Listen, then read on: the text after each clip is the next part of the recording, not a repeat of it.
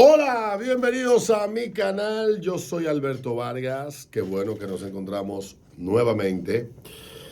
Y bueno, hoy ya estamos a 5 de marzo. Ya marzo va bastante avanzado. Semana Santa inicia en unos 18 o 19 días. O sea, el lunes, el domingo 20. ¿Cuánto es? Será domingo 23. Domingo 23, 24. Es el domingo de Ramos, viernes 22, viernes de Dolores. Así que Semana Santa hay que ir buscando para dónde irse con tiempo, porque ahora viene bastante cerca del final de febrero. Estamos ya pues organizándonos para eso. Y bueno, pues ayer hubo muchas noticias, hubo mucho movimiento noticioso a nivel local, a nivel internacional. El presidente en su Luis Abinader semanal, pues se refirió al tema de Haití y los presos que se fugaron. Haití es un país que no solamente ha tenido el infortunio de la clase política que ha heredado desde los mismos días de su inicio como nación independiente, todo lo que le ha tocado vivir, toda esa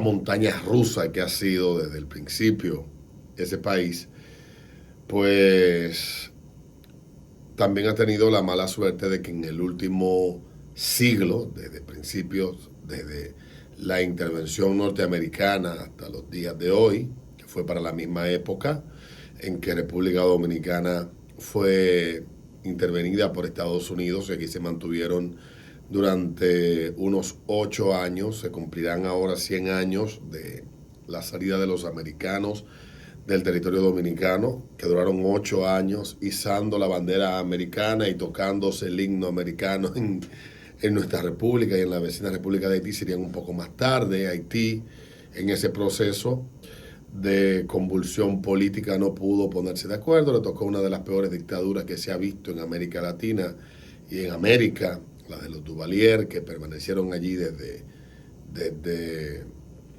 por más de 40 años, una locura. Y entonces, a partir de la década de los 90, tal vez pensándose ilusamente de que Haití estaba en capacidad de poder encarrilarse por el sendero democrático, llegaría el presidente Jean-Bertrand Aristide en la década de los 90, a principios de los 90, y terminaría derrocado en el año 91.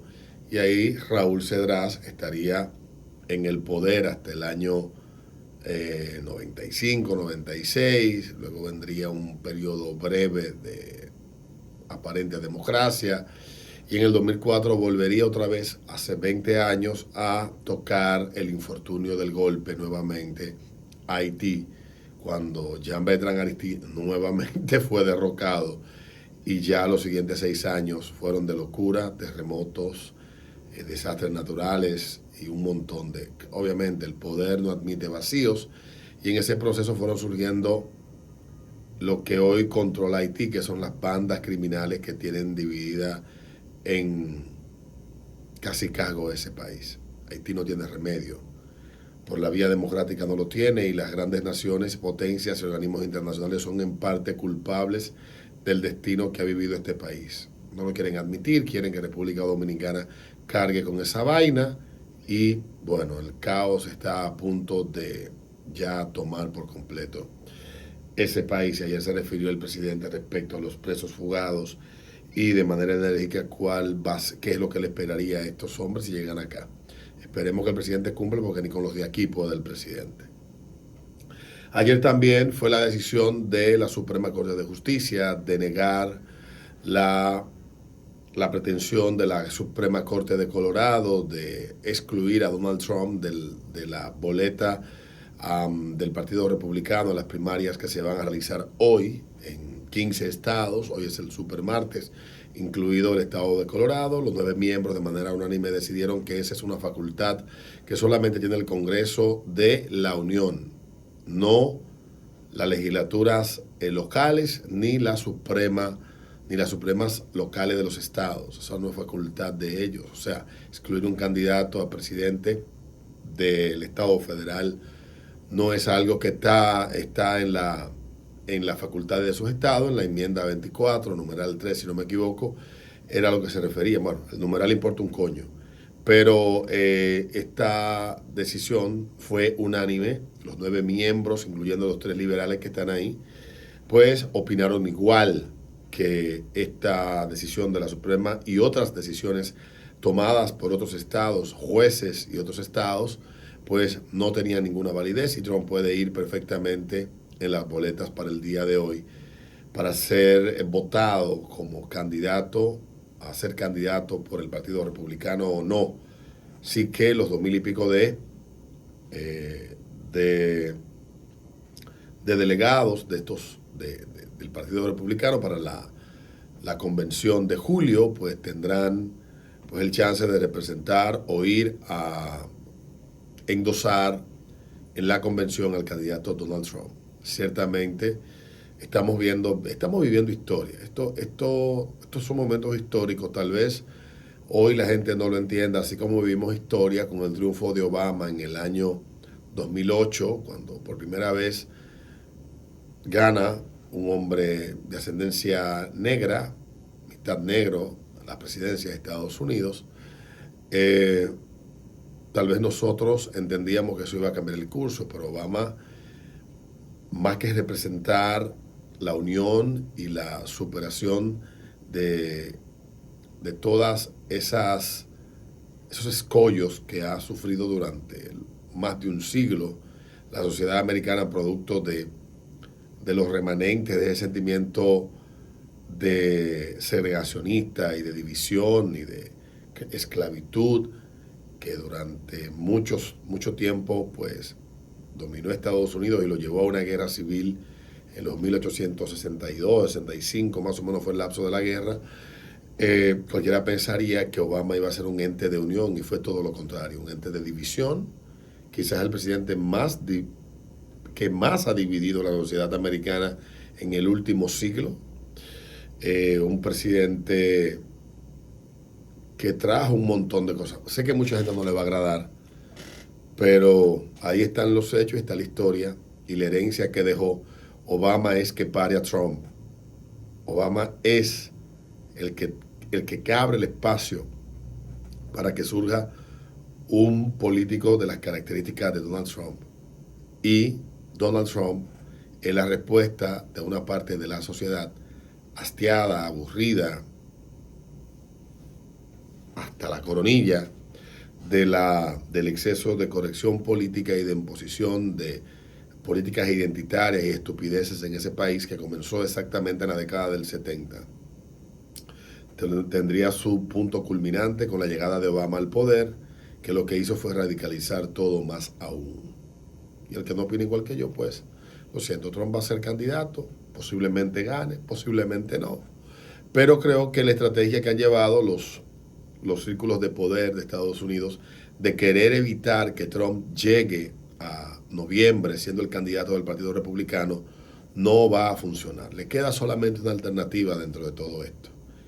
Y de hacer esto, lo que provocarían es un baño de sangre que tal vez nosotros no hemos presenciado en tiempos modernos, en un país como quizás provocó lo que llevó a que se diera la guerra civil de Estados Unidos en los 1862, 63. O sea que ellos saben que Trump es un escollo y tratarán de evitar que él llegue, pero están tan obnubilados, están tan cegados por el odio que no tienen bajo ninguna circunstancia la intención ninguna intención de ceder un ápice. Ni los medios, ni los círculos de poder, ni el establishment internacional, todo lo que se parezca a las ideas y a los postulados que puedan vincularse a Trump debe de ser atacado. Y ya veremos qué pasa de aquí a noviembre. Ya finalmente ayer en República Dominicana se dio el debate entre los candidatos a la senaduría por el Distrito Nacional. 5 candidatos, dentro de ellos Vinicio Castillo Semán, eh, el señor Omar Fernández, también Guillermo Moreno, eh, y déjame ver si se me escapan los dos, el de Opción Democrática y el de el partido de Carlos Peña. ¿Qué es lo bueno de lo que ayer auspiciaron las entidades y medios que estuvieron detrás de ese debate? Ir creando espacios para poder exponer públicamente, para que los candidatos puedan exponer públicamente sus posiciones frente a algunos temas, como el caso de la ideología de género, que fue el primer bloque que se tocó y sobre el cual se discutió, y pudimos ver respuestas a algunas tomadas con pincel. Yo no quedé muy conforme con esa primera esa primera ronda de respuestas de los candidatos. Quizás pudiera salvar un poco la postura de Omar, que se notó al principio un poco nervioso, o la postura de Guillermo Moreno, que también, en mi opinión, dio una respuesta mucho más acorde con lo que comparto. O sea, estamos hablando de que, como el caso del candidato de Opción Democrática, sigue la línea de quienes defienden esas cosas, diciendo, la ideología de género no existe. Sí, pero cuando tú buscas en fuentes imparciales, o sea, fuentes que no están sesgadas ni están controladas, evidentemente podemos llegar bastante lejos encontrando lo que son teorías de género, que es donde parte todo este andamiaje ideológico. Son las teorías de género que empiezan a plantearse de manera sólida ya a partir de la década del 40. Aparecen un montón de teóricos, sería el doctor John Money, uno de los principales teóricos y practicantes de las teorías que fue el doctor Money, prohijando respecto a su práctica como psicólogo y médico, y que traerían como resultado a todos nosotros pues un montón de teóricos, escritores, analistas que harían planteamientos muy absurdos. Pero el gran precursor de estas teorías fue John Money, el que inició. Ya luego esto iría evolucionando en década del 60, década del 70 y la década de los 80. Y su punto culminante es a partir del principio de los 90, cuando aparecen autores que toman todo eso que ya estaba escrito, toman un montón de esas ideas posmodernas, desconstructivistas, etcétera, que nosotros tal vez no estamos muy, no estamos profundamente muy vinculados y no somos muy conocedores de todo esto, y nos llega entonces con la maquinaria ideológica, con el respaldo de grandes organizaciones, ONGs y grupos de interés, que empiezan a fraguar en la década del 70 y en la década de los 80 una serie de planes con otros propósitos. Pero lo que engloba, o lo que se llama hoy ideología de género, existe. El candidato de Opción Democrática planteó que no, y habló de la ESI, que es la educación sexual integral, que tampoco es educación, no es sexual y mucho menos integral. Es la ideologización de la sexualidad para, a través de la sexualidad, pues adoctrinar a las mentes más jóvenes e incautas desde sus primeros años, para inducirlo a comportamientos y conductas que puedan ayudar a la consecución de una serie de objetivos que están planteados muy claramente por grupos de interés internacionalmente. Y dirán muchos acá, no, Alberto está hablando teorías conspirativas, porque como él es de esos locos que vive, de estos locos que no investiga y que no averigua nada, pues él está repitiendo lo mismo. Bueno, el que quiera pensar eso se lo respeto. Pero ciertamente ese primer bloque a mí me dejó con un mal sabor de boca. Puedo decir salvable de ese primer bloque la respuesta de Guillermo Moreno. También muchas personas estuvo de acuerdo con lo planteado con Omar Fernández, que fue bastante conciso. De hecho, respondió la pregunta en un tiempo que no lo llegó a consumir los 2 minutos que se le había otorgado. Finalmente, estos espacios son importantes para que la gente pueda tener una idea de cómo piensan mínimamente quienes se postulan a posiciones electivas en el país. Pero lo que quiero dejar como reflexión al final de lo que ayer se vivió son 2 cuestiones. La primera, la necesidad de que en el país se puedan abrir espacios donde podamos discutir, debatir,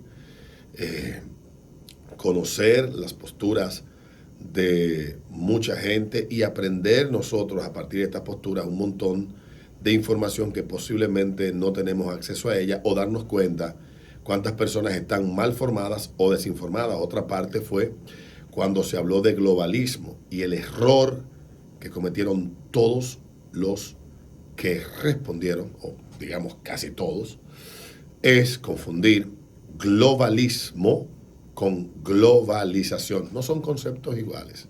La globalización es un hecho ineludible. El globalismo es otra cosa muy distinta. La globalización, digamos, es la interconexión de los estados y el reconocimiento de la sociedad global como una sola aldea, y la búsqueda de caminos que permitan, pues, de manera conjunta lograr cosas. El globalismo es la intención de élites de llegar al poder, de someter a las mayorías por vías no democráticas, someter las instituciones y a las mayorías al designio de un grupo, de una élite, a sus decisiones y sus caprichos. Son conceptos totalmente diferentes y hay que diferenciarlo, y están ahí bien planteados también para los que dicen que no existe. Ciertamente, la segunda conclusión es que es necesario que empecemos a debatir, pero también que aceptemos que la mayoría de las personas que van y se posan frente a un podio a plantear ideas, casi nunca cuando se sientan en la posición que van a ocupar, defienden lo que públicamente plantean.